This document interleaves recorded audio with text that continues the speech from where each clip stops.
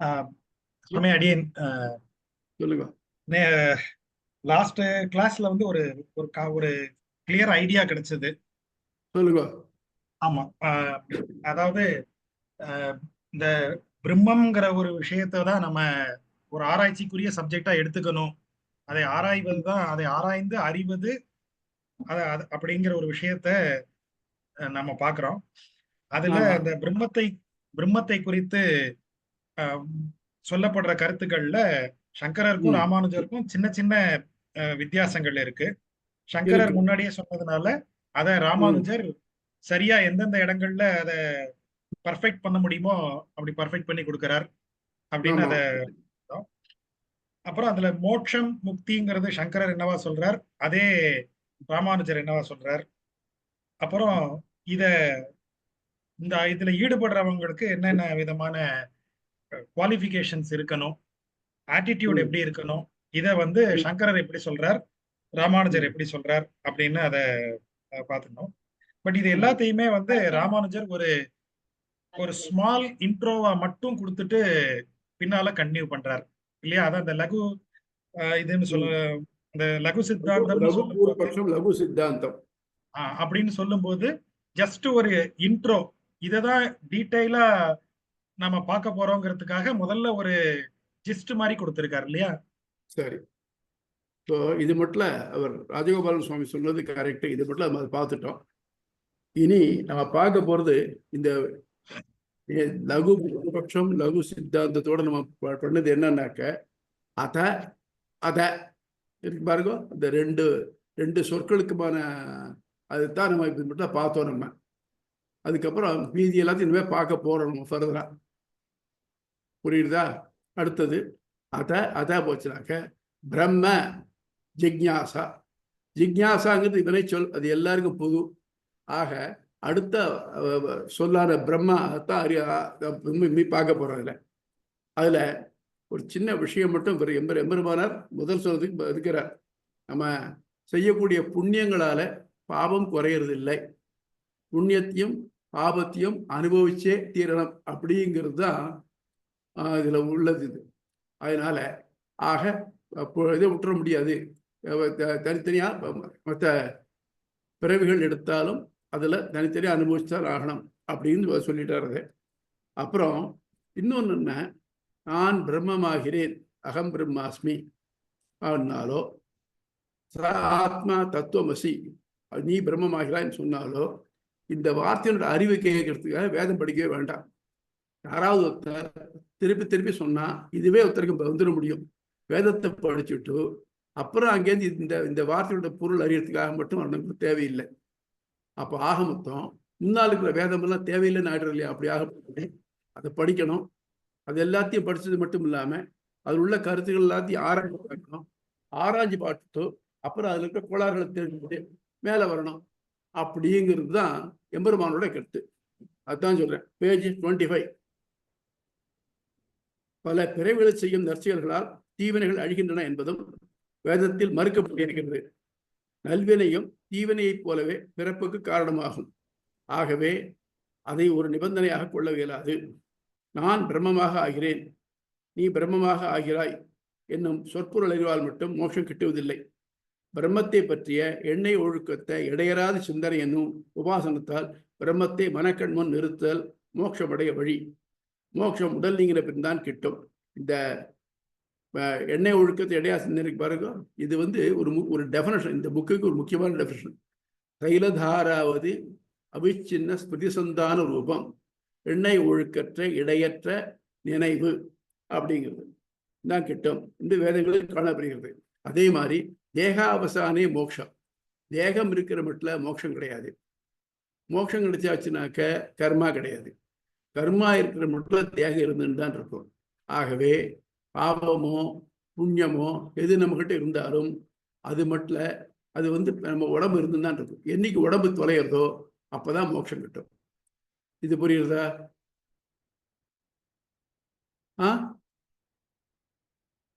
சுவாமிகள் இது புரியுறதா? சுவாமி பதில் இல்லையே? புரியுது சுவாமி. புரியுது சுவாமி. நான் மேலே போனோம்னாக்க தெரிஞ்ச முடியும். ரைட். குறிப்பு: இதுவரை, பிறகு, அதனால், என்ற சொற்கள் போல் வேறுபாடுகள் ஆராயப்பட்டன. இப்பொழுது இப்பகுதி லகு பூர்வபக்ஷம் மறுப்பு சிற்றுரை, லகு சித்தாந்தம் கொள்கை சிற்றுரை என வழங்கப்படுகிறது. இனி பிரம்மம் என்பதை பற்றி விரிவாக ஆராயப்படுகிறது. இப்பகுதி மகா பூர்வபக்ஷம் பிறர் கருத்து மறுப்பு பேருரை எனவும், மகா சித்தாந்தம் தற்கருத்து கொள்கை பேருரை எனவும் பெயர் கொண்டுள்ளது.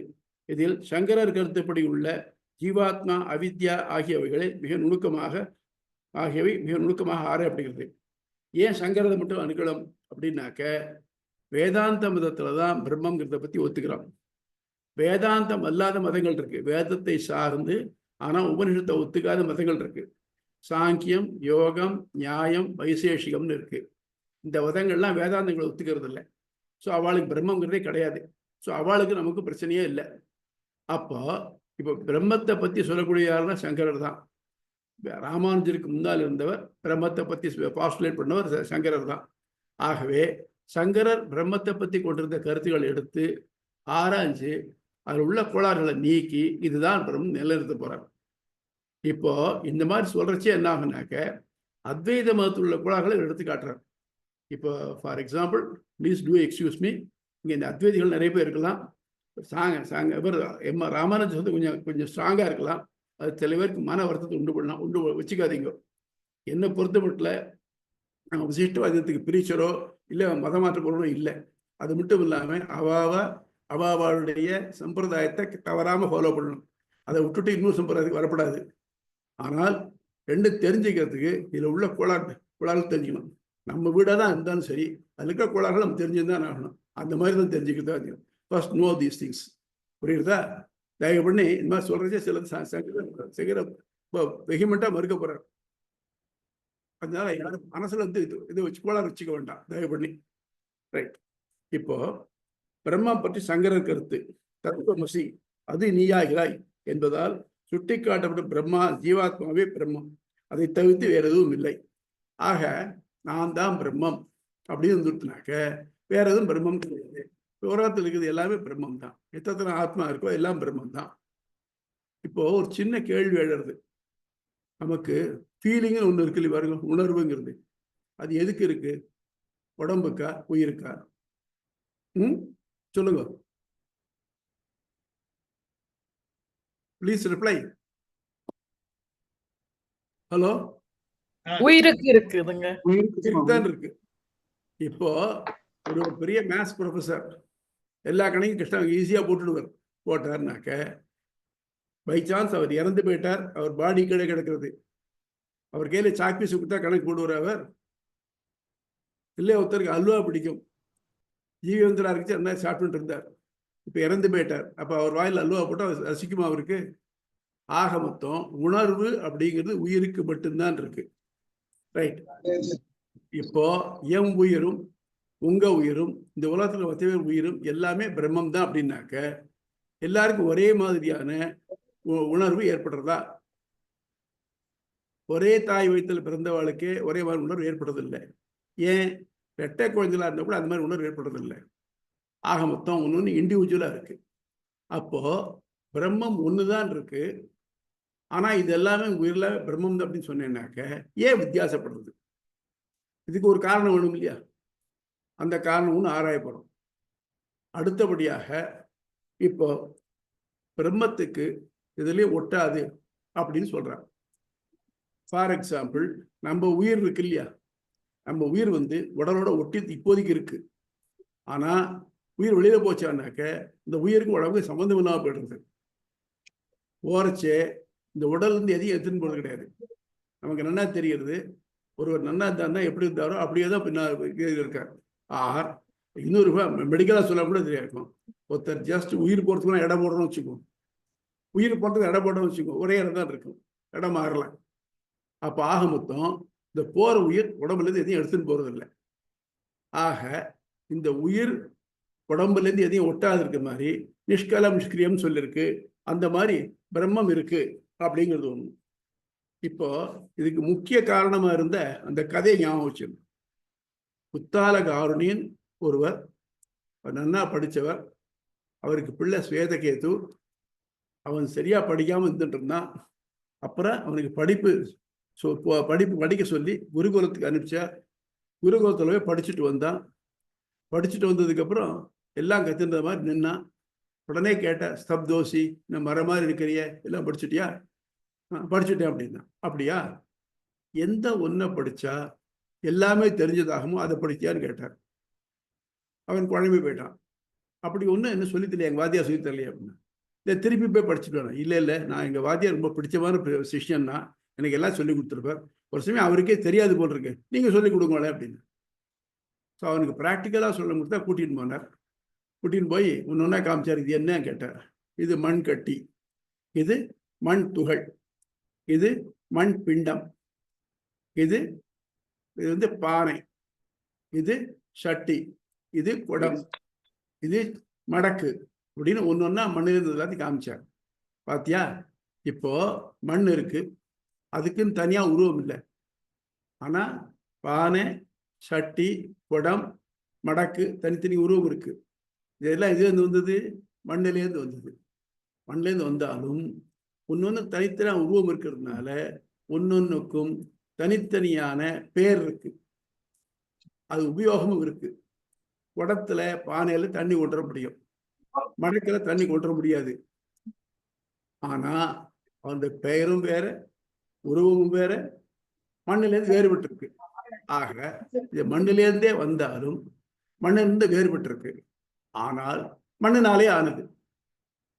அதுதான் சொல்றார், உலக வழக்குக்காக பெயர் உரு வேறுபட்டு இருந்தாலும் அவை எல்லாம் மண்ணிலிருந்தே வந்தன. ஆகவே நீ மண்ணை தெரிஞ்சிட்டேனாக்க இல்லை வந்து அதெல்லாம் தெரிஞ்சுக்க முடியும். இந்த உதாரணம் என்ன சொல்றது, இந்த உலகத்துல எல்லாம் உலகத்தில் என்ன இருக்கு, உயிர் பொருள் இருக்கு, உயிரல் பொருள் இருக்கு. ரெண்டு தான் இருக்கு, பிராட் கேட்டகரி ரெண்டு தான். உயிருள்ள பொருள்னாக்க எதுக்கு நாலெட்ஜ் இருக்கோ, அதாவது அறியும் தன்மை விகசமா இருக்கோ, அது புரிஞ்சுக்க. எதுக்கு அறியும் தன்மை விகசமா இருக்கோ அதெல்லாம் உயிர் பொருள். எதுக்கு அறியும் தன்மை இல்லையோ அதெல்லாம் ஜடப்பொருள், உயிரற்ற பொருள். உயிர் பொருள் தான் உணரும், பிரத்யேகம் உணரும், தன்னை நூத்தி தான் உணர முடியும், தான் தன்னை உணரும், மற்றதையும் உணரும். ஜடப்பொருள் தன்னையும் உணராது, இந்த மற்றதையும் உணராது. ஜடப்பொருள் பிரத்யாருக்காகவே இருக்கும். நான் போட்டுக்கிற செருப்பு எனக்காகத்தான் இருக்கும், நான் பிடிச்சிக்கிற கொடை எனக்காகத்தான் இருக்கும். அது வந்து நீ நிழல்ல வந்துட்டு என்ன வெயில வைக்கிறேன்னு கேட்காது. செருப்பு கீழே மண்ணிலையும் முன்னிலையும் நடக்க வைக்கிறிய, நீ சௌரியா போறேன்னு கேட்காது. ஏன்னா அதுக்கு உணர்வு இல்லை. ஆக ஜடப்பொருளுக்கு உணர்வு இல்லை, இதுக்கு உயிர் பொருளுக்கு உணர்வு உண்டு. ஸோ உயிருள்ள பொருள், உயிரற்ற பொருள் ரெண்டு சேர்ந்து தான் இந்த உலகம். இந்த உலகத்தில் இருக்கக்கூடிய இந்த ரெண்டு பொருளுமே பிரம்மத்துக்கு உடலாக அமைகின்றன. உடலாக அமைதனால உடல் மாறுபடும், உயிர் மாறுபடாது. நான் என்னைக்கு பிறந்தேனோ அன்னைக்கு இருந்த உயிர் தான் நான் சாரமட்டில் இருக்க போகிறது. ஆனா உடல் அன்னைக்கு எப்படி இருந்தேன், இன்னைக்கு எப்படி இருக்கேன், நாளைக்கு எப்படி இருப்பேன், மாறுறது இல்லையா? அது மாதிரி பிரம்மத்திலேருந்து வந்த இந்த உலகம் மற்ற உயிர் பொருளும் உயிரல் பொருளும் மாறிண்டே இருக்கு. ஆனா பிரம்மம் மாறுபடுறதில்லை. ஆனா அதுக்குள்ள பிரம்மம் இருந்து அதை எல்லாத்தையும் இயக்கி வைக்கிறது. இப்ப என் உடலுக்குள்ள என் உயிர் இருக்கு, அதுதான் என்ன இயக்கிறது. என் கையை நீட்டணுமா, காலை மடக்கணுமா, அதெல்லாம் உயிர் பொருளால முடியாது. ஆகவே இந்த பொருள் வந்து என் உடம்புக்குள்ள நிறைஞ்சு என்ன ஆட்டி வைக்கிறது. என் உடம்பு மாறுபடும், உயிர் மாறுபடாது. புரியுறதா இது மட்டும்?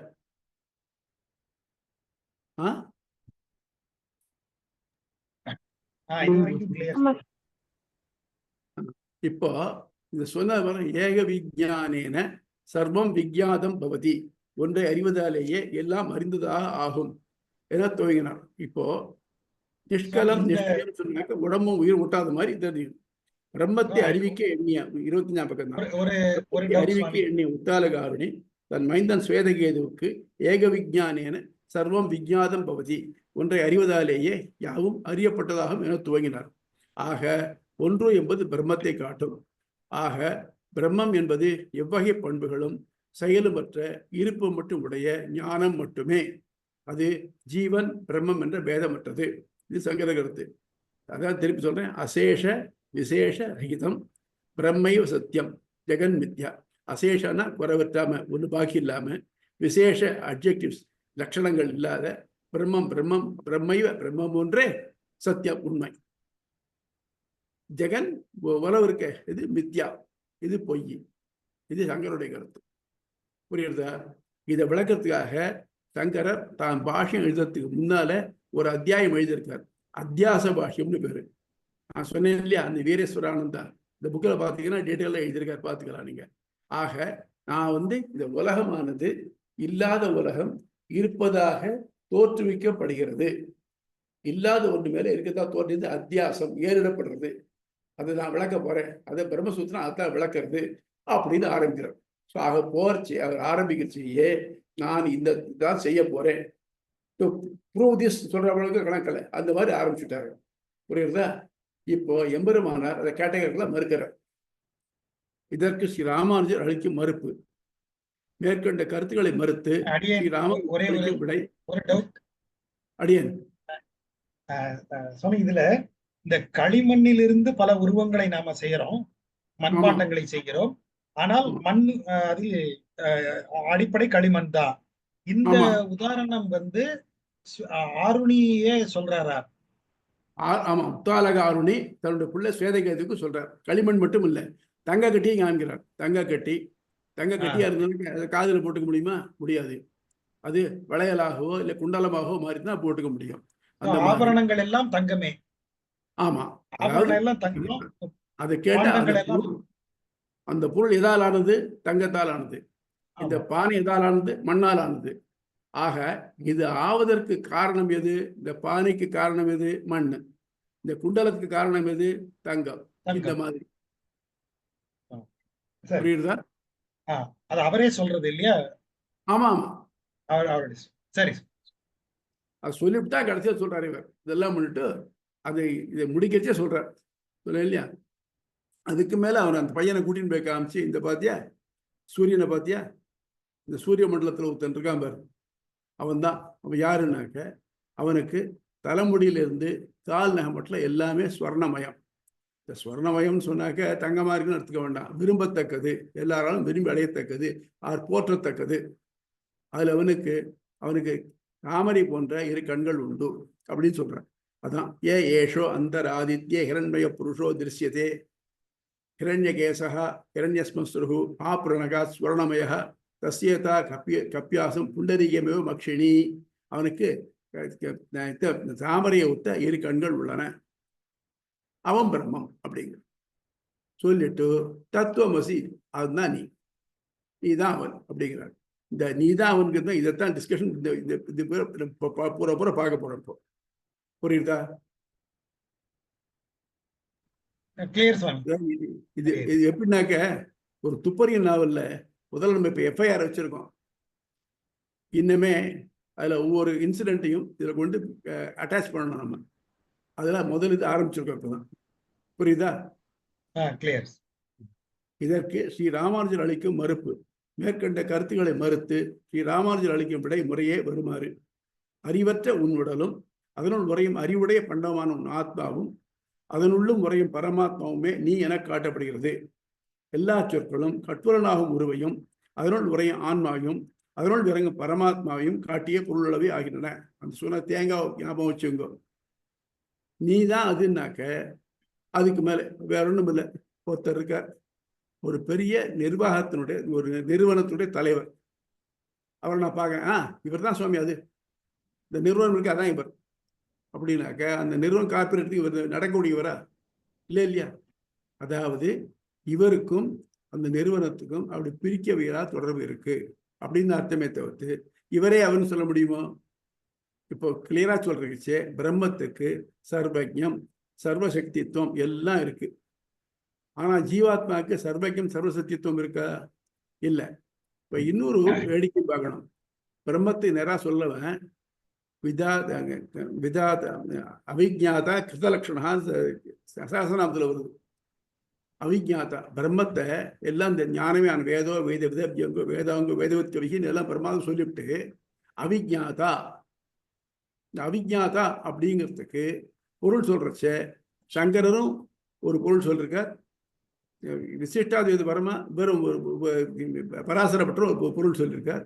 அதாவது சத்தியசாந்த தீர்த்தரும் இது மத்துவபரமா துவைதபரமா பொருள் சொல்லியிருக்கார். ஆனா இவன் 3 பேர் கண்கிறாது என்னன்னாக்க அவிஜாதாங்கிறதுக்கு சங்கர சொல்ற பொருள் என்னன்னா அவனுக்கு தனக்கும் தன் தன்மை அறிவறியான், அவனுக்கு தனக்கு என்னெல்லாம் குணம் இருக்குன்னு அவனுக்கே தெரியாது அப்படின்னு சங்கர சொல்றார். வேற என்ன பட்டர் பராசர பட்டர் என்ன சொல்றாருனாக்க இவன் மற்ற பேருக்கு அருள் புரிகிறான் இல்லையா, இந்த அடியார்கள் இருக்காடு அவளுடைய குற்றங்களை காணாமல் இருக்கிறான். அதுக்கு அவன் அஜ்ஞானியா இருக்கிறான். அவன் சத்தியசந்தரும் அவனுக்கும் தன் குணங்களை அறிய இயலாதவன். அவ்வளவு குணங்கள் இருக்கு. வேடிக்கை இங்கே சங்கரர் குணங்கள் இருக்கு, அது தானே அறிய முடியாது அப்படிங்கிறார். அதே சத்தியசந்தர் சொல்றார்.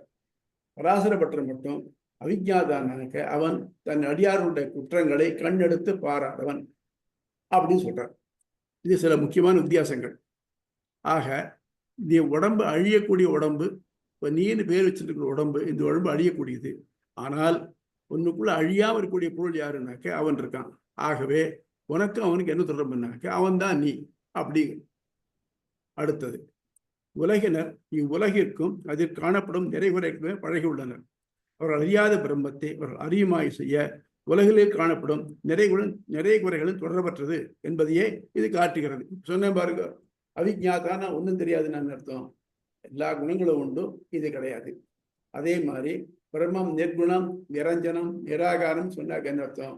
உலகத்திலாம் பார்க்குறேன், இது ஒன்று இந்த மாதிரி குணம் இருக்கு, இந்த குணங்கள்லாம் தாழ்ந்ததா இருக்கு. ஐயா இந்த குணம் இருந்தா சே இது எப்படி தொடர்றது, இது எப்படி பார்க்கறது அப்படிங்கணும். அப்படி இல்லை, இதெல்லாம் இல்லாம நிர்குணம்னா நீ எதெல்லாத்தையும் எதிர்த்து ஒடுக்கறியோ அந்த குணங்கள் அதுக்கு இல்லாதது. உலகத்துல பார்க்கக்கூடிய துர்குணங்கள் எதுவும் இல்லாததாக கல்யாண குணங்களே நிறைந்தத. அதுக்காகத்தான் எம்பெருமானார் எங்கெங்கெல்லாம் பெருமாளை மென்ஷன் பண்றாரோ அங்கெல்லாம் அழகா சொல்றார். அகிலகேய பிரத்யநீக கல்யாணேகதான சேதர சமஸ்த வஸ்து விலக்ஷணானந்த அப்படிங்கிறார். அகில கேய பிரத்யநீக உலகத்துல கூடிய கேய பிரத்யநீக தாழ்ச்சிகளுக்கு எதிர்த்தட்டான. ஏன்னா நல்ல குணம் என்னெல்லாம் இருக்குன்னு தெரியாது எனக்கு. ஆனா ஒண்ணு மட்டும் நிச்சயம், இங்க இருக்க தாழ்ந்த குணம் அது கிடையாது. நற்குணம் மட்டும்தான் இருக்கு. நற்குணம் எவ்வளவு இருக்குன்னு தெரியாது. ஆனா இங்க உலகத்துல எல்லா தாழ்ந்த குணங்களுக்கும் எதிர்த்தட்டானது, மாறுபாடானது அகிலகேய பிரத்யநீக கல்யாணீக தான நற்குணங்களே உடைய கல்யாணீக தான சேதர சிமஸ்த வஸ்து விலக்ஷணானந்த ஸ்வ இதர தன்னத்துவத்து மற்ற எல்லா வஸ்துக்களிலிருந்தும் வேறுபட்ட பிரம்மம் எப்படி இருப்பான்? உலகத்திற்கு தீக்குணங்களுக்கெல்லாம் மாறுபட்டு தீக்குணங்கள் அற்றவனா இருப்பான். நற்குணங்களே நிறைவா இருப்பான். அது அவன மாதிரி இன்னொரு பொருள் கிடையாது. இதர விலக்ஷணானந்த. ஆகவே பிரம்மங்கிறது இப்படித்தான் இருக்க முடியும் அப்படின்னு எம்பெருமானோட இருக்கு. ரைட். மூணாவது, சங்கரர் கொள்கொண்ட முறையே தவறு. ஒன்றை மட்டும் அறிவதால் யாவும் அறியப்பட்டதாகும் என்கையிலேயே ஒன்றும் அதை தவிர்த்த மற்றவர்களும் உள்ளன என்பது தன்னிடையே கிடைக்கிறது. அது ஸ்டேட்மெண்ட் என்ன? ஏக விஜானேன சர்வம் விஜாதம் பவதி. சர்வம் தான் என்ன? எத்தனை இருக்குன்னு தானே தெரியுது. ஏக விஜானேன விஜாதம் பவதி சொல்ல பரவாயில்லையே. ஒன்றை அறிவதாலேயே யாவும் அறிவதாகும். அப்போ ஒன்று இருக்கு, யாவும் இருக்கு. அப்பதானே இந்த தெரிஞ்சா அதெல்லாம் தெரியும் சொல்றதுக்கு. அந்த ஸ்டேட்மெண்ட் இட் செல்ஃப் அதுவே வெரி கிளியர். மற்ற உள்ள மற்ற பண்டங்களும் அறியத்தக்கனவே. அவற்றை தனித்தனியாக அறிவதற்கு பதிலாக அவைகளுக்கு காரணமாகும் பிரம்மம் ஒன்றை மட்டும் நன்கு அறிவாயாகில் அவை யாவுமே அறியப்பட்டதாகும். ஆக மொத்தம் இத்தனை பொருள் இருக்கு இல்லையா, இந்த பொருள்லாம் எங்கேருந்து வந்தது, எப்படி வந்தது, என்ன வந்ததுன்னு கேட்டேனாக்க இதுக்கெல்லாம் காரணமா ஒன்று இருக்கு, அது தெரிஞ்சுன்னு வச்சுக்கோ, அதுல இதெல்லாம் எப்படி வந்ததுன்னு தெரியும். ஒன்றும் இல்லை சுவாமி, சாதாரண இந்த பிளாஸ்டிக்ஸ் இருக்கு பாருங்க, அதில் எத்தனையோ வெரைட்டியை சொல்லலாம் இல்லையா. எல்லாத்துக்கும் என்னது, எல்லாம் பாலிமர்ஸ். ஏதோ பாலியூரித்ரின் ஏதோ சொல்ல, அது எல்லாத்தையும் பாலிமரைசேஷன்ல வருது. ஆக மொத்தம் எல்லாம் அந்த ஜஸ்ட் இந்த பாலிமர்ங்கிற குரூப்லேருந்து வரக்கூடிய இதெல்லாம் ஒன்று வெவ்வேறு ஃபார்முலாவில் இருந்தாலும் ஆனால் இது எல்லாம் ஒரே பொருள்லேருந்து ஒரே மாதிரியான பொருள்லேருந்து வரக்கூடியது. அதே மாதிரி இந்த உலகத்தில் ஒன்று வெவ்வேறையாக இருந்தாலும் எல்லாம் பிரம்மத்திலேருந்து வரக்கூடியது. ஆகவே நீ பிரம்மத்தை தெரிஞ்சினேனாக்க பிரம்மத்துல இருந்து இது எல்லாத்தையும் தெரிஞ்சுக்க முடியும் அப்படிங்கிறது அவருடைய கண்டென்ட். புரியுதா? மேலும் பிரம்மம் ஒன்று மட்டுமே உள்ளது என்று கொண்டால் அஞ்ஞான விடுதலை அறிவு நிவர்த்தக ஞானம் யாருக்கு ஏற்பட வேண்டும்? அடுத்த கொஸ்டின், அகம் பிரம்மாஸ்மி, நானே பிரம்மம். ஆனா எனக்கு உலகம் தெரியுறதே, அது அவித்யா. இப்ப என்ன பண்ணணும்? அவித்யா நீங்கணும். யாருக்கு அவித்யா நீங்கணும்? பிரம்மத்துக்கா? நான் தான் பிரம்மம், எனக்கு அவித்யா, அதனால உலகம் தெரியுது அப்படின்னு சொன்னேன்னாக்க அவித்யா நீங்க வேண்டியது யாருக்கு? அவித்யா நீங்க அடையலாம், ரைட்டு, அடையுதேன். அப்போ எனக்கு அவித்யா நீங்கணும்னாக்க யாருக்கு நீங்கணும்? பிரம்மத்துக்கா?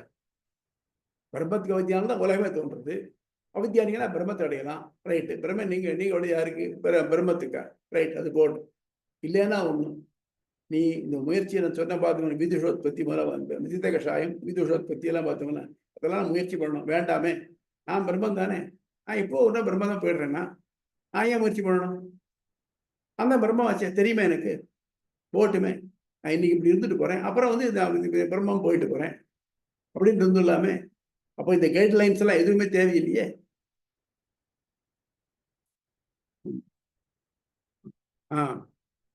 என்றால் அஞ்ஞான விடுதலை அறிவு நிவர்த்தக ஞானம் யாருக்கு ஏற்பட வேண்டும்? பிரம்மத்திற்கா?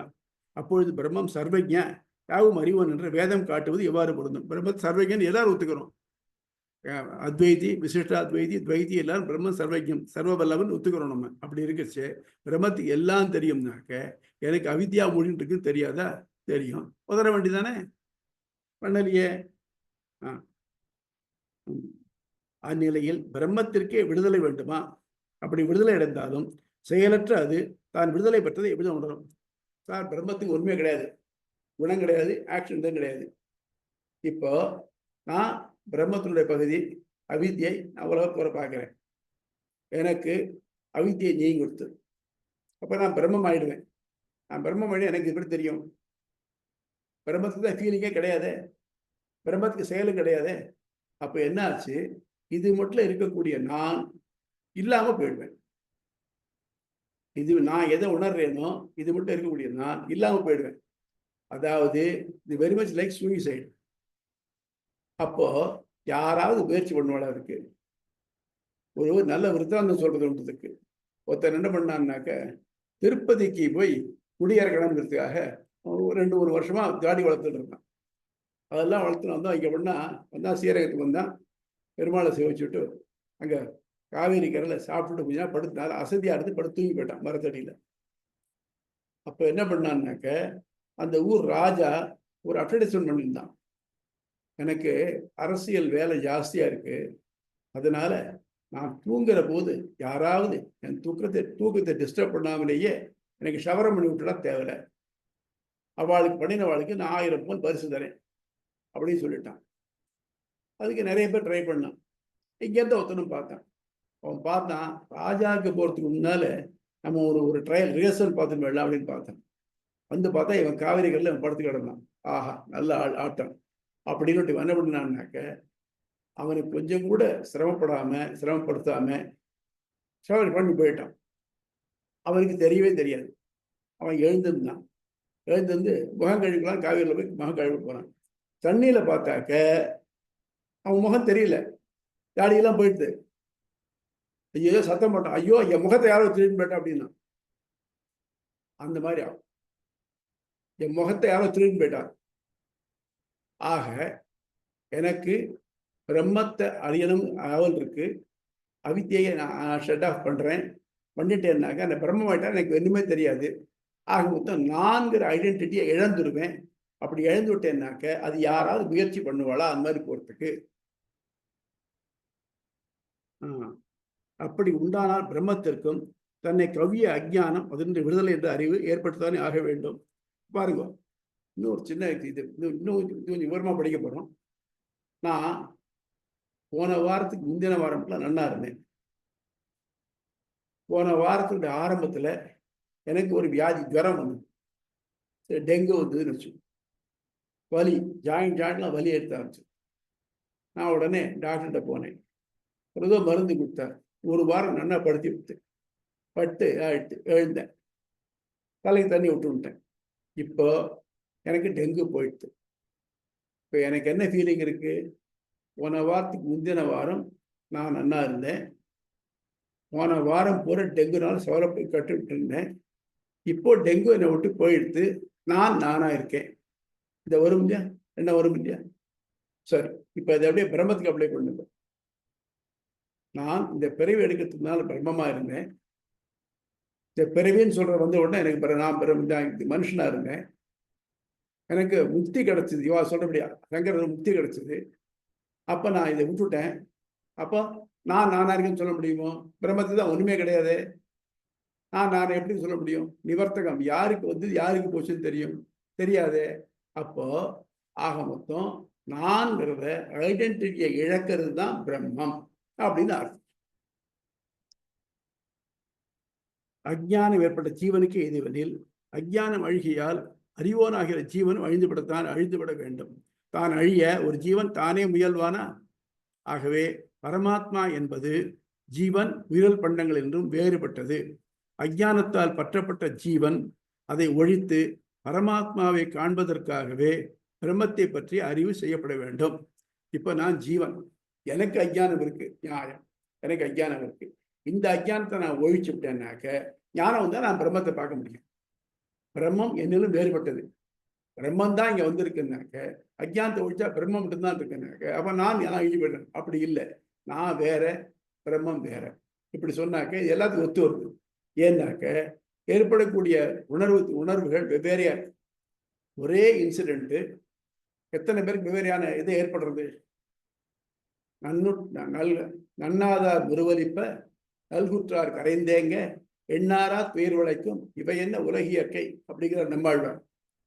ஊர்ல ஒரு முக்கியமான ஒருத்தர் போயிட்டார். போன உடனே 2 பேரும் சொல்றான், அப்பா தொலைஞ்சாப்பா இப்படி சந்தோஷப்படுறான். அவன் வீட்டுல பாயாசம் பண்ணி சாப்பிடணும். ஆனா இன்னும் 4 பேர் ஐயோ போயிட்டாரேன்னு ஆடுறான்.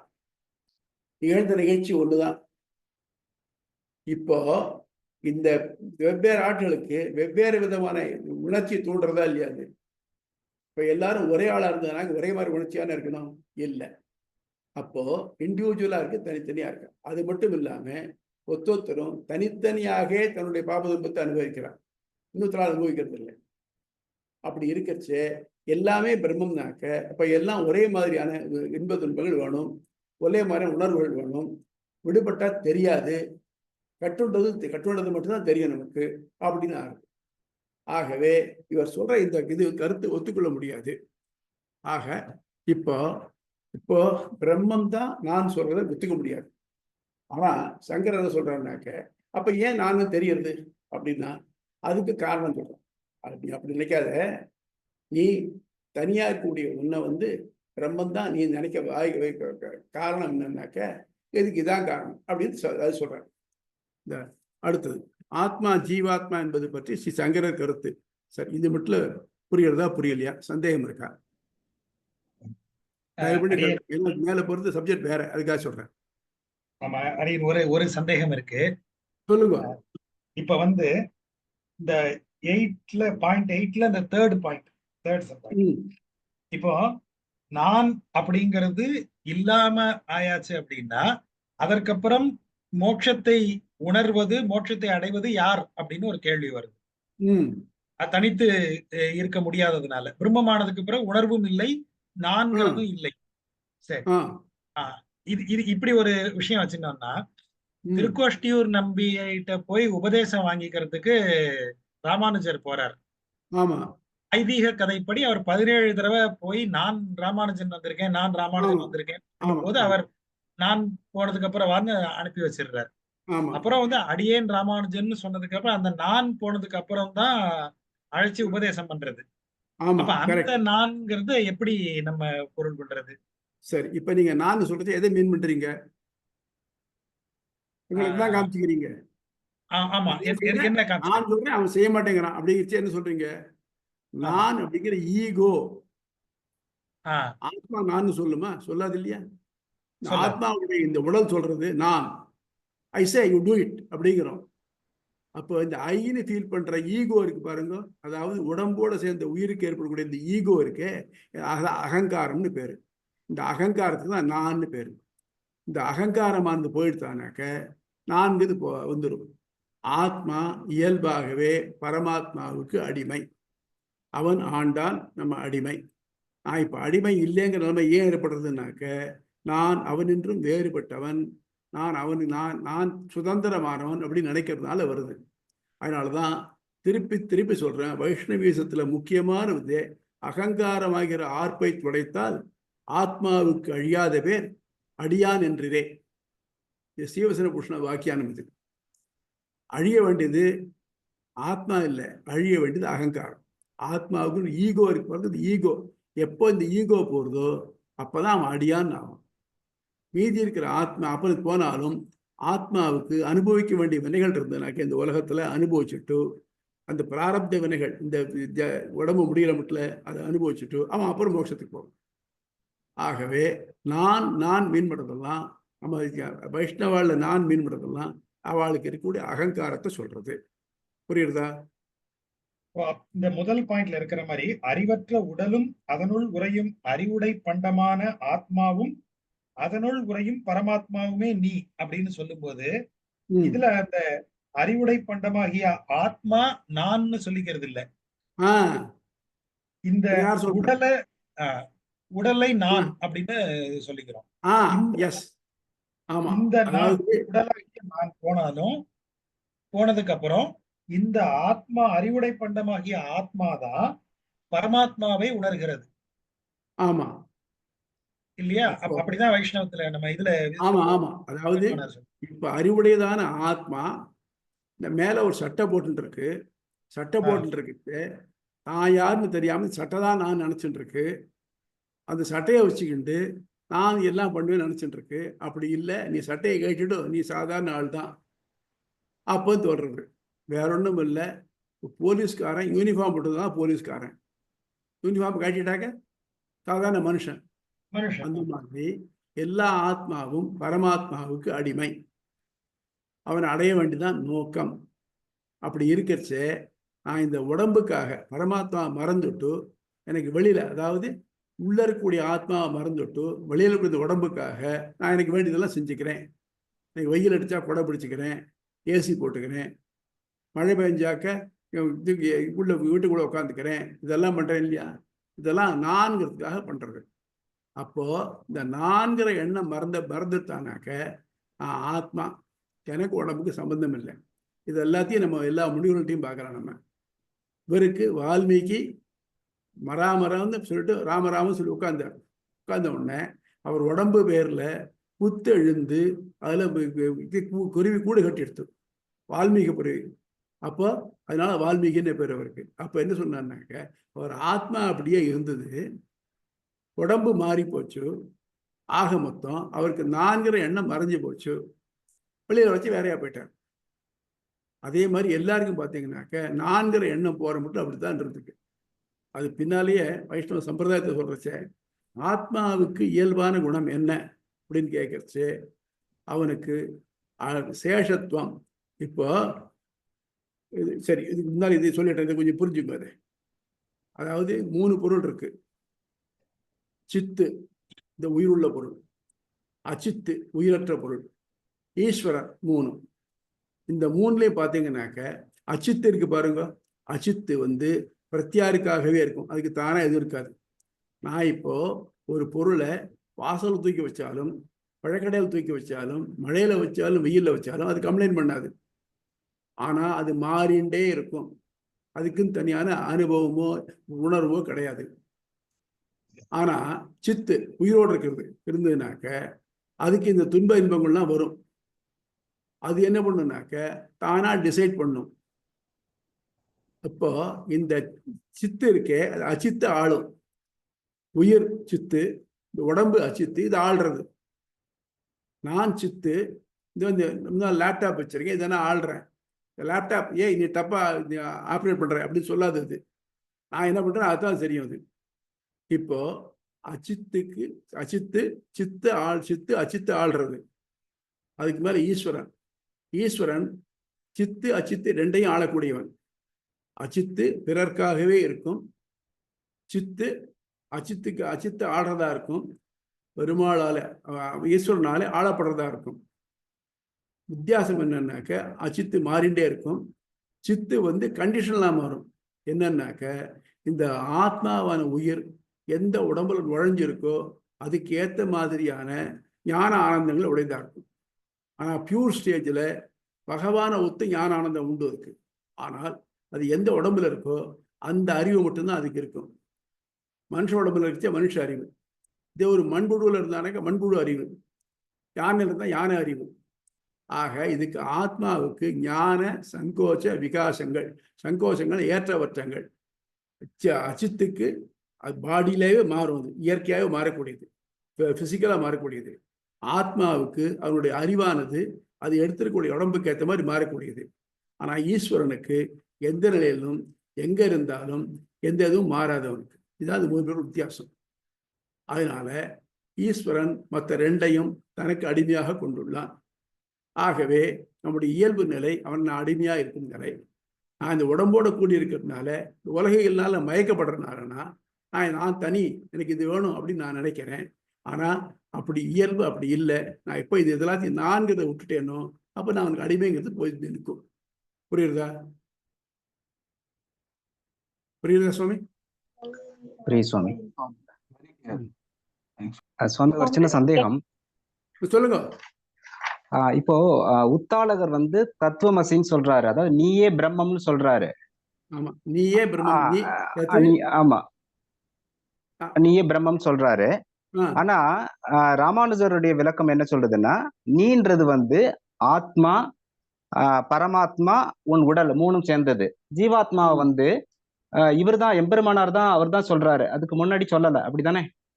ஆமா, ஸ்கிரிப்சர்ஸ்ல அப்படித்தான் இருக்கு. இந்த மூணு சேர்ந்துதான் இருக்கு. அதுல பின்னால் சொல்றச்சே சொல்றான், போக்தா போக்யம் பிரேரிதாரம் ச மத்வா அப்படின்னு வருது வேத வாக்கியம். போக்தான அனுபவிப்பவன், ஒரு பொருளை அனுபவிப்பவன். போக்கியம் அவனால் அனுபவிக்கப்படும் பொருள். பிரேரிதா அதை தூண்டுபவன். இந்த மூணும் ஒரு இடத்துல இருக்கு. நான் எல்லாம் இருக்கேன், எனக்கு பசி அண்ணா, ஒரு ஒரு ஹோட்டலில் பார்க்குறேன், அது சாப்பாடு பொருள்லாம் முன்னால் வச்சிருக்கு, பசி இருக்கு, நான் போய் நேரம் சாப்பிட முடியுமான்னு முடியாது, எல்லாம் கண்ணாடி போட்டு தடுத்து வச்சிருக்கு. இப்போ இதை அனுபவிக்க முடியாமல் தடுக்கிறது அந்த கண்ணாடி. அந்த மாதிரி என்னை அனுபவிக்க தூண்டுறதும் அவன் தான். அனுபவிக்கணும்னாக்க அவன் தூண்டலைன்னா அனுபவிக்க முடியாது. ஃபார் எக்ஸாம்பிள், நமக்கு எல்லாம் இருக்கு, எத்தனையோ பேருக்கு கண்ணு இருக்கு, ஆனா பார்வை இல்லாமல் இருக்கு இல்லையா? காது இருக்கு, கேட்காம இருக்கு இல்லையா? இதெல்லாம் அவன் செயல் தானே. ஆக மொத்தம் போக்தா அனுபவிப்பவன், போக்கியம் அனுபவிக்கப்படும் பொருள், பிரேரித்தா அதை தூண்டுபவன், அதை அனுமதிப்பவன். இந்த மூணு சேர்ந்தா தான் ஒரு செயல் நடக்கும். அதுதான் சொல்றச்சு. இப்போ நாங்கிறத விட்டுட்டு அவன் பொறுப்பில் விட்டாச்சுனாக்க அவன் தன் இஷ்டப்படி அவன் செஞ்சுட்டு போறான். அவனுக்கு தெரியும் நீ எப்படி என்ன பண்ணணும், எப்படி பண்ணணும்ட்டு. நான் எடுத்தேன்னாக்க என் டெசிஷன் அநேகமாக தப்பா இருக்கும். அதுக்காக தான் நீ நாங்கிறத விட்டுடும், அவன் பண்ணுறவன் விட்டுடும் அப்படின்னு சொல்றேன். இன்ஃபேக்ட் சரணாயுதத்துவம் இதை வச்சு தான், நான்கிறது அழிக்கிறது தான் சரணாயுதத்துவம். என்னால் ஒன்றும் முடியாது, நீ தான் காப்பாற்றணும், எனக்கு தெரியாது. ராமானுஜர் சொல்றார், நான் பண்ணாத குத்தமே இல்லை, எல்லாம் பண்ணியிருக்கேன், அது பண்ணியிருக்கேன், இது பண்ணியிருக்கேன், அது மன்னிச்சு நீ சேர்த்துக்கணும் அப்படிங்கிறார். ஆக இந்த நான்கிறது அதில் விட்டுடுறாரு. புரியுறதா? ஓகே. பட் ஜீவாத்மான்றது விசிஷ்டாத்வைதோட தரிசனம் அது. ஆமா. நன்றி சுவாமி. Right right. இப்போ அந்த பேரா நம்பர் 9, ஆத்மா ஜீவாத்மா என்பது பற்றி ஸ்ரீ சங்கரர் கருத்து. இப்போ நான் அவர்கிட்ட கேட்டோம் இல்லையா, சுவாமி அப்படி சொன்னேன்னாக்க அப்புறம் எப்படி ஆத்மா தனித்தனியாக தெரிகிறது எனக்கு அப்படின்ட்டு. இதுக்கு அதுதான் என்ன காரணத்தெல்லாம் சொல்றார் அப்படின்னு சொல்றாரு. பார்த்துனோம். ஆத்மா என்பது பண்புகளற்ற பரமாத்மாவே. ஒருவர் பெரும் அனுபவம், அறிவு, அனுபூதி, திருசி, ஞானம், அனுசந்தானம் யாவும் அதுவே. இந்த ஞானம் சொல்றோ அதுதான் ஆத்மா. அதாவது வேற ஆத்மா தனியாக ஒன்றும் கிடையாது அப்படிங்கிறது. அவை அதன் பண்பல்ல. ஞானம் அறியப்படும் பண்டமல்ல. இது ஒரு முக்கியமான வித்தியாசம் ரெண்டு பேருக்கும். ஞானத்தை ஸ்கேல் வச்சு அளக்க முடியாது அப்படிங்கிறது சங்கரனுடைய கருத்து. ஆயினும் அப்படி ஒன்று இருப்பதாக தோன்றுதல் மாயையான பிரகிருதியின் விகாரத்தால் ஏற்படும் சதைப்பிண்டத்துடன் தொடர்புடைய அகங்காரமே. இங்க இதனால அவித்தியினால இந்த உடம்புன்னு தோன்றது. அதுல ஒரு சதை பிண்டம் இருக்கு. சதை பிண்டத்துல இந்த பரமாத்மாவுடைய நிழல் விழறது. ஏதோ ஒரு தொடர்பு இருக்கு. இந்த தொடர்புனால இந்த சதை பிண்டம் இருக்கு, அது தன்னைத்தான் நினைக்கிறது. ஆக மொத்தம் பரமாத்மா இல்லை. ஆனா இந்த அகங்காரம் இருக்கு, அது அதாவது சதை பிண்டம் இருக்கு, அது தன்னைத்தான் நினைக்கிறதுக்கு காரணம் என்னன்னாக்க பரமாத்மாவுக்கும் அதுக்குள்ள ஒரு தொடர்பு. விகாரத்தால் ஏற்படும் சதைப்பண்டம் தொடர்புடைய அகங்காரமே. ஆத்மா அகங்கார தொடர்பு கீழ்கண்ட 7 விதங்களில் விளக்கப்படும். பரமாத்மாவுக்கும் இந்த அகங்காரத்துக்கும் எப்படி, அந்த 4 எண்ணத்துக்கும் எப்படி தொடர்பு வருது அப்படிங்கிறது விளக்கப்படுது. ஞானம் என்பது முன்பின்மை பின்பன்மை அற்றது என்றும் உள்ளது. பரமாத்மாவே ஞானம் சொன்னாக்க பரமாத்மா இன்னைக்கு இல்லாம போவனா முடியாதே, என்ன இல்லாம இருந்திருக்குன்னா இருக்க முடியாது. ஆகவே ஞானத்துக்கு முன்பின்மை பின்பன்மை உள்ளது. இது கொஞ்சம் விளக்கறேன், இதை பத்தி பார்த்துருந்தோம். ராகபாவம், பிரத்வம்சாபாவம் 2 அந்நியதாபாவம், அந்யோன்யாபாவம். இந்த 4 டெக்னிக்கல் டேர்ம்ஸ் எல்லாம் கொஞ்சம் பொறுமையா பார்த்தா புரியும். அபாவம்னா இன்மை, பிராக் அபாவம் முன்பின்மை. இப்போ இங்கே ஒரு பானை இருக்கு, இதுக்கு முன்னால பானை இல்லை, அது மண்கட்டியா இருந்தது. அப்போ மண்கட்டி அப்படிங்கிறது பானையினுடைய முன்பின்மை, பிராகபாவம். இப்போ பானைங்கிறது மண்கட்டியினுடைய பிரத்வம்சாபாவம், பின்பின்மை. மண்கட்டியா இருந்தது, இப்ப பானை ஆயிடுத்து. முன்பு மண்கட்டியா இருந்தது, இப்ப பானை ஆயிடுத்து. ஆகவே மண்கட்டி தொலைஞ்சு அது பானை ஆயிடுத்து. இது பிரத்வம்சாபாவம், அழிந்த பிறகு வரக்கூடிய அதனுடைய இன்மை.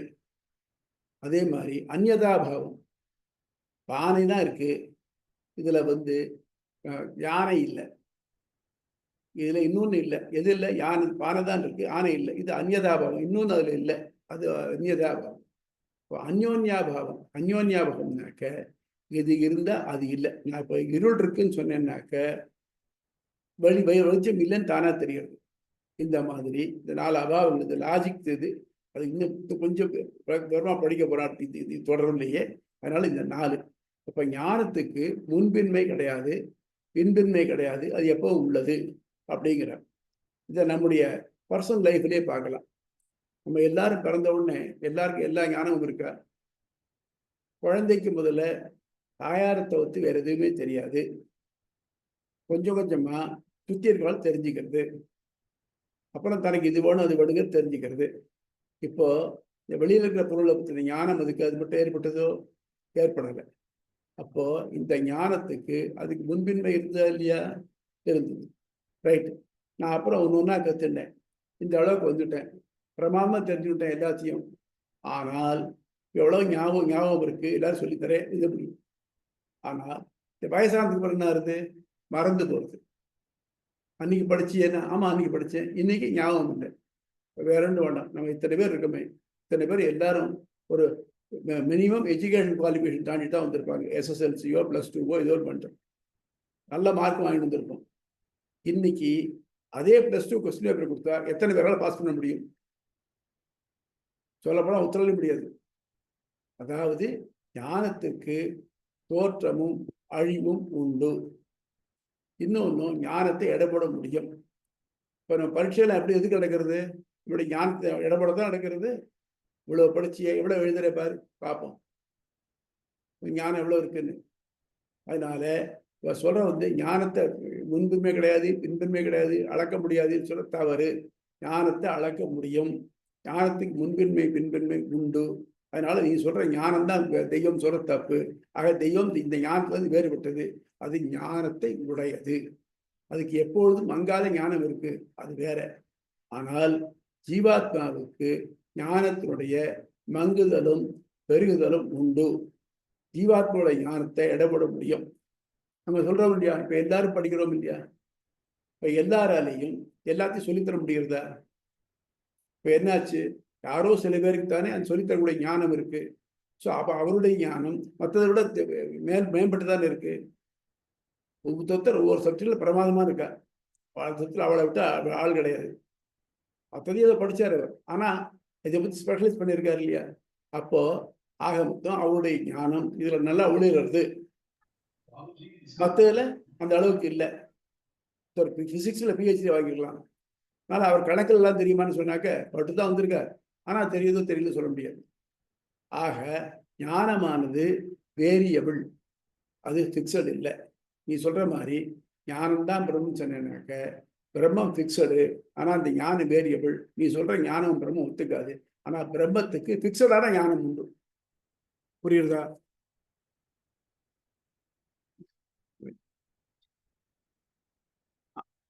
அகங்காரமே ஆத்மா அகங்கார தொடர்பு கீழ்கண்ட 7 விதங்களில் விளக்கப்படுகிறது. எப்படி சார் இந்த பரமாத்மா ஜீவாத்மாவை தான் அனுபவிக்க வைக்கிறது? அதுக்கு என்ன காரணம்? அதுக்கு சங்கரம் கொடுக்கிற காரணம் அதை நம்ம பார்க்கிறோம். இப்போ சந்நிதி, அருகில் இருத்தல். கண்ணாடி முன் அருகில் இருந்தால் இருக்கும் பண்டங்கள் அதில் பிரதிபலித்தல் போல. கண்ணாடி இருக்கு, அது முன்னால யாருமே இல்லை, அதுல ஒன்றும் தெரியாது. நான் போய் நிற்கிறேன், கண்ணாடிக்குள்ள என்ன மாதிரி ஒருத்தன் இருக்கிற மாதிரி தெரியுது. ஆக மொத்தம் உண்மையில அது பிம்பம் இருக்கோ இல்லை, நான் இருக்கிறதுனால இந்த கண்ணாடியில் அது தெரியுது. அதே மாதிரி இந்த அகங்காரம் ஒன்றும் இல்லாதது பிரம்மத்தின தொடர்புனால பிரம்மம் அது பிரம்மத்தின் நிழல் விடுறதுன்னு வச்சுக்குவோம். நிழல் விடுறதுனால அந்த அகங்காரமானது தன்னை தான் நினைக்கிறது. புரியுறதா? ஒரு நிமிஷம் ப்ளீஸ் சுவாமி. சரி, பரவாயில்ல. சரி, ரைட். சரி சரி சரி சரி புறப்படுங்க. Right, okay.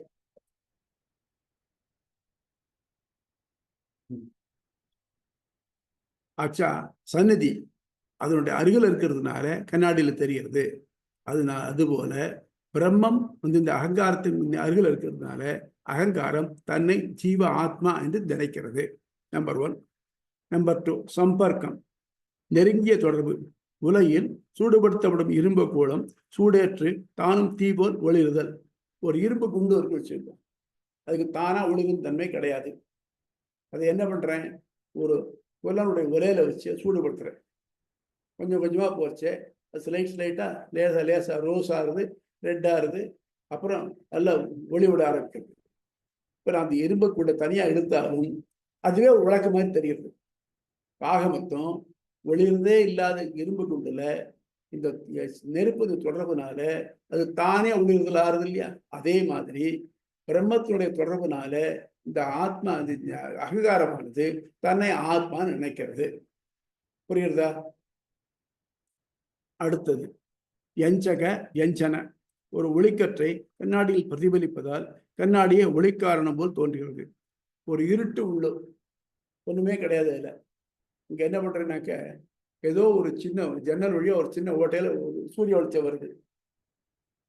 நான் அதுல ஒரு கண்ணாடி பிடிக்கிறேன். கண்ணாடி பிடிச்சா இது மட்டும் உள்ள இருந்த இருட்டு விலகி வெளிச்சமா தெரியுது. இப்ப நமக்கு எது ஒளிச்சு காரணமா இருக்கு? இந்த கண்ணாடி காரணமா இருக்கு. ஆனா கண்ணாடி ஒளி விடுறதோ இல்லை, மேல சூரியன் தான் ஒளி விடுறான். ஆனா நமக்கு என்ன தெரியுது? கண்ணாடி ஒளி விடுற மாதிரி தெரியுது. அது மாதிரி இந்த ஜீவாத்மா அகங்காரம் பரமாத்மாவுடைய ஒளிபடுறதுனால தன்னை ஜீவாத்மா தானே தரித்தவன், தானே ஒளி விடுவான் என்று தெரிந்து நினைக்கிறது. அனுகிரகம், அருள் புரிதல். தாழ்ந்த ஒன்று உயர்ந்த ஒன்றின் அருளால் அதை போல் தோன்றுதல். அப்ப என்ன பண்றதுனாக்க, ஒரு பொருள் இருக்க, இந்த விமானங்களுக்கெல்லாம் பார்த்தீங்கன்னாக்க தங்க ரேக்கு வச்சு தேய்ப்பா. தேய்ச்சாக்க அது இருக்கிறது செப்புக்கு மேலே வச்சு தேய்க்க தங்கம் அதில் ஏறிட்டே வந்து அது தங்கம் மாதிரியே தெரியும். பாலிஷ் போடுறோம் இல்லையா, இதெல்லாம் முலாம் போடுறோம் இல்லையா. இப்போ அதே மாதிரி என்ன பண்றதுனாக்க அந்த பரமாத்மாவால இது அருளப்பெற்று, எது இந்த அகங்காரம் அருளப்பெற்று அது ஜீவாத்மா மாதிரி தோன்றது. புரியுறதா? ஆசிரியம், ஒன்றை ஒன்று சார்ந்திருத்தல். அப்பொழுது ரெண்டும் ஒன்றை அறியப்படுதல். ஆசிரியம்னா ஒன்று தொடர்பு கொண்டு இருக்கிறது, அதை விட்டு விலகாம இருக்கிறது. இப்போ நான் இருக்கேன், என்ன கருப்பு நிறம் ஆசிரியச்சிருக்கு, நான் வேற, நிறம் வேற தானே. அப்போ என்ன ஆசிரியச்சிருக்கனால சொல்ற அந்த கருப்பர் அப்படி சொல்ற முடியாது, அந்த மாதிரி. ஆக இந்த ஆசிரியங்கிறது எப்படி ஒரு பொருளை பத்திண்டு அது தானாகவே அறிய வைக்கிறதோ அதுக்கு ஆசிரியம் பேரு. இந்த மாதிரி பிரம்மத்தை இந்த அகங்காரமானது ஆசிரியச்சிருக்கிறதுனால சார்ந்து இருக்கிறதுனால இந்த இதுவே பிரம்ம மாதிரி தோன்றது. இதெல்லாம் என்னத்துக்கு? ஒரு பெரிய அதிகாரிக்கு ஒரு பியூன் இருந்தான்னாக்க அவனே அதிகாரம் பண்ணுவான், அது ஒண்ணு. இன்னும் அவனே ஆபீசர் மாதிரி. அந்த மாதிரி பிரதீபா இருட்டாளில் விளக்கும், அதனால் ஒளிபெறும் பண்டங்களும் போல. ஒரு ரூம் ஒரே இருட்டு, கும் இருட்டு. நான் என்ன பண்றேன், ஒரு பந்தத்தை எடுத்துன்னு போறேன். இப்ப என்னாச்சு, அங்க இருக்கிற எல்லா பொருளும் தெரியுது எனக்கு. இந்த பொருளுக்கு இயற்பாக ஒளி உண்டா? கிடையாது. இந்த பந்தத்தினால அது ஒளிபடுறது. அது ஒளிபடுறதுனால நான் ஓஹோ இதெல்லாம் ஒளிபடுறதே நினைக்கிறேன். அந்த பந்தம் இல்லைன்னாக்க அது ஒளிவிடாது. அதே மாதிரி பரமாத்மா இல்லைன்னாக்க இங்க இருக்கிற எந்த ஒரு அகங்காரமும் தன்னைத்தான் ஜீவாத்மா நினைக்காது. ஆக இருக்கிறது பரமாத்மா ஒண்ணுதான். இந்த ஜீவாத்மாவெல்லாம் அதுலேருந்து ஒளிபடுறதுனால, அகங்காரம்லாம் இந்த இது ஒளிபட்டதுனால தன்னை ஜீவாத்மா அப்படின்னு தனியா நினைக்கிறது.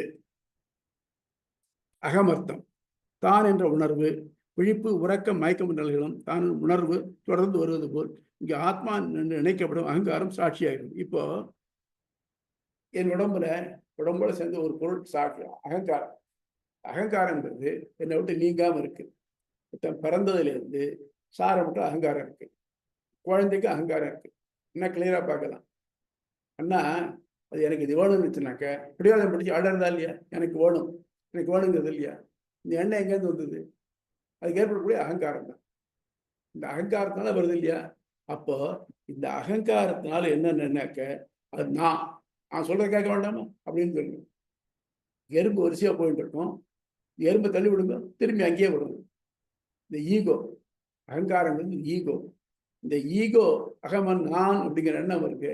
இந்த எண்ணமானது ஒருத்தனை விட்டு விலகாமலே இருக்கு.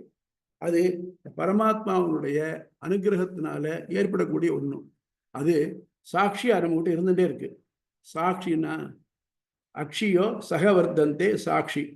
புலன்களால் கண்களால் கண்டு உடனிருந்து உண்மை நிலையை அறிந்து கொள்கிறது அது சாட்சி. சாட்சினாக்க நேர கண்ணால் இருந்து பார்க்கணும். ஒரு வேடிக்கையா சொல்றது உண்டு. 2 பேர் தெருவில் சண்டை போட்டுட்டாங்க, அடிதடி. அவளை பிடிச்சி மேஜிஸ்ட்ரேட் மேலே கொண்டே வச்சான். இதுக்கு யாரா சாட்சின்னா ஒரு சிவனடியார் சாட்சி. அவர் வந்து சிவன் பேரை வேற எதுவும் சொல்ல மாட்டார். அங்கேருந்து கேட்கச்ச, சுவாமி இது யார் அடிச்சா அப்படின்னு கேட்டார். அவர் என்ன சொன்னார்னாக்க காமிச்சு, இச்சிவம் அச்சிவத்தி சிவா, அச்சிவம் இச்சவத்தி சிவசிவா, இச்சிவம் அச்சிவம் சிவசிவ சிவசிவனார். அந்த மாதிரி அதுல சாட்சின்னா கண்ணால பார்க்கறது தான் சாட்சி. கண்ணாலனா அதாவது புலன்களால அறியப்படுறதுதான் சாட்சி. உண்மையில அது சாட்சி.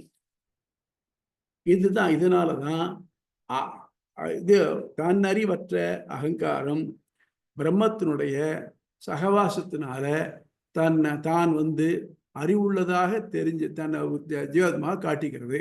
அதனாலதான் இந்த உலகம் தனித்தனியா தெரியறது அப்படிங்கிறது சங்கருடைய கட்சி. புரியுதா? Any doubt? அப்ப அகங்காரம்ங்கிறது தான் ஜீவாத்மாவாக அறியப்படுகிறதுன்னு சொல்றாங்க. ஆமா, அகங்காரத்தை தான் ஜீவாத்மா அப்படின்னு சங்கரர் சொல்றார். அப்போ அந்த அந்த அந்த பேதம் விலகும் போது ஜீவாத்மான்னு எதுவும் இல்லை, நானும் பிரம்மமேன்னு நான் தெரிஞ்சுக்கிறேன். ஆமா, புரியுதா? அஸ்பர் சங்கரா. ஆமா, இது ஆஸ்பர் சங்கரா, நோ டவுட். எனி டவுட்ஸ் இதுல?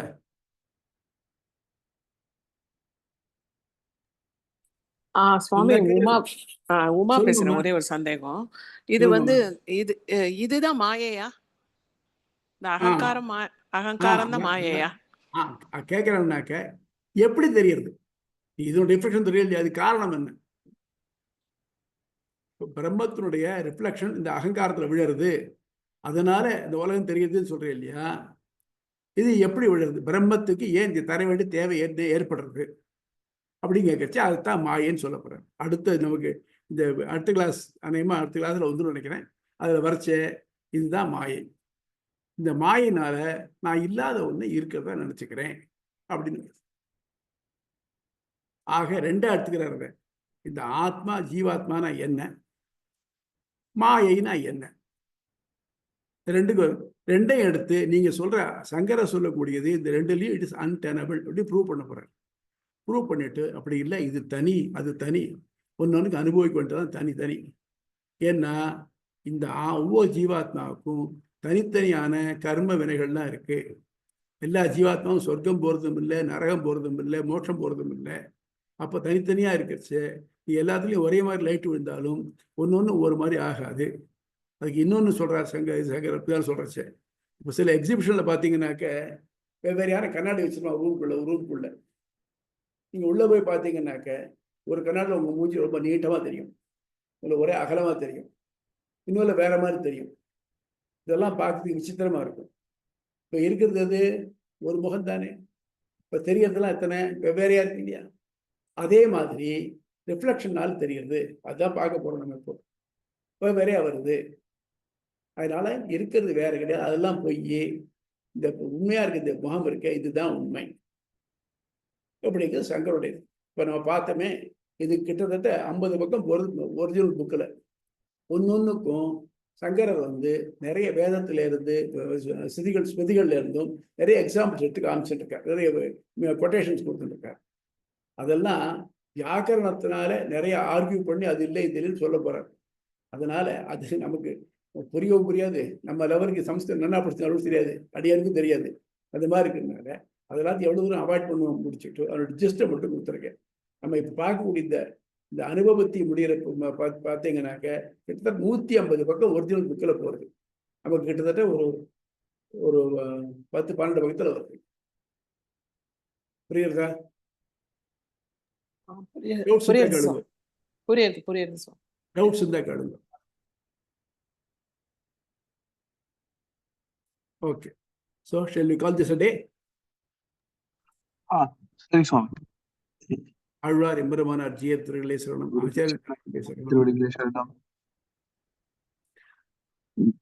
சுவாமி ரொம்ப தேங்க்ஸ் சுவாமி. யோகினே யஸ்ருதி ஸ்மிருதி சூத்ராணாம் அந்தர்ஜ்வரம் அசீசமது. Thank you so much சுவாமி. Very nice session சுவாமி. Thank you all. Thank you. நீங்களும் பொறுமையா கேட்டுட்டு இருக்கல, நான் தான் தேங்க் பண்ணணும் உங்களை. இல்ல இது கிடைக்கிறது இல்லையே சுவாமி, வேற எங்கேயும் கிடைக்கிறது இல்லையே. One of the driest subjects, அதை பொறுமையா கேட்கிறாள். அதுதான், அதாவது philosophy is like searching a black cat in a dark room which is not there. அது மாதிரி நீங்களும் சங்கராத்வைதத்துக்கே வந்துட்டு. ஆமா ஆமா. இப்ப அது நீங்க இது ஒரிஜினல் படிக்கிறச்சே இந்த சங்கர பிலாசபி ராமானுஜர் சொல்றதே பாத்தீங்கன்னாக்க சங்கர ராமானுஜர் அத்வைதத்தை தான் சொல்றான்னு தெரியும், அவ்வளவு அழகா சொல்றாரு. அதுக்கு சப்போர்ட் எவிடன்ஸ் நிறைய கொடுக்குறாரு. அதெல்லாம் கொடுத்து கம்ப்ளீட்டா எல்லாத்துக்கும் பண்ணிட்டு அப்புறம் தான் சொல்றச்சே இப்படி சொல்லப்பட்டால் இதுல நம்ம மேல இருந்த வாரியா பார்க்கறச்சே இதுல எந்த வித கோளாறுமே நமக்கு தெரியாது. இப்போ நான் சொன்னேன் பாருங்க, ஒரு ரூம்குள்ள போறீங்க, கண்ணாடி வெவ்வேறையா இருக்கு தெரியும்னாக்க இதுல வித்தியாசம் தெரியுறதா நமக்கு? தெரியல, சரியா இருக்கிற மாதிரி இருக்கு. சரியா தான் இருக்கு. அப்புறம் அது ஆராய்ச்சி பார்க்கச்சா தெரியும். சாதாரணமா அத்வைதிகள் என்ன சொல்லுவாருனாக்க, இதை ப்ரூவ் பண்றதுக்கு ஒரு பெரிய குளத்து மேல முழுக்க பாசி படைஞ்சிருக்கு, பச்சை பசையா இருக்கு, தண்ணீர் இருக்குது, தெரியல நமக்கு. நமக்கு என்ன சந்தேகமா இருக்கு, என்னப்பா குளம் பச்சையா இருக்குன்னா, இல்லை கிட்ட போய் பாரு, போய் பார்த்தா விளைக்கணும், பாசி விளைக்கிறது, கீழே தண்ணீர் கிளியரா தெரியுது. இப்போ எது உண்மை? தண்ணீர் உண்மை, மேலே பாசி இருக்கு, பாசி பொய், தண்ணீர் பார்க்க விடாம பண்றது. ஆக மொத்தம் இந்த பாசிங்கிறது அவித்யா ஆர் மாயா, உள்ள இருக்க தண்ணீர்ங்கிறது பரமாத்மா. அதை மூடுறதுனால வெவ்வேறே தெரியறது அப்படிங்கிறது அவர் நார்மலா அத்வைதம் வைக்கக்கூடிய ஒரு முக்கியமான உதாரணம். இந்த உதாரணத்துல ஒரு பெரிய ஃபிளா இருக்கு. என்ன சொல்லுங்க பாப்போம், யாராவது சொல்லுங்க. பாசியும் உண்மைதானே, அதுவும் இருக்கு. இல்ல அப்புறம் சொல்லுங்க வேற.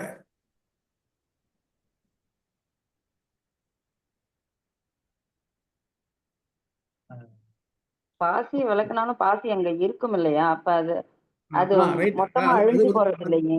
குட், அது reasons, no doubt in it. இப்ப இதுல தண்ணீர் இருக்கணும், பாசி இருக்கணும், அதை பார்க்கறவங்க ஒருத்தன் இருக்கணும். திருஷ்டா ஒருத்தன். இந்த 3 பேர் இருந்தா தான் நீங்க சொல்ற உதாரணம் நிரூபணம். தண்ணி தானே பாசி விளக்கிறது, தன்னை காமிச்சிக்கிறது இல்லை. இல்லாத பாசி அது விளக்கவும் முடியாது. பாசி பொய்னாக்க தண்ணி எப்படி விளக்க முடியும்? அதெல்லாம் போனாலும் அப்படி மட்டும் இல்லாமல் தண்ணிக்கு விளக்கும் சக்தி இருந்தாகணும். தண்ணி ஒண்ணுமே இல்லை மொத்தையா இருக்குனாக்க எப்படி காமிக்கும்? யாருக்கு காமிக்கும்? யார் பார்க்க முடியும்? அதனால அத்வைதம் சொல்றது வந்து இதைப்படி பார்த்தீங்கன்னாக்க, வழக்குப்படி பார்த்தீங்கன்னாக்க அது ஒத்து வராத ஒண்ணும் அப்படின்னு ரொம்ப ப்ரூவ் பண்ண போறேன்.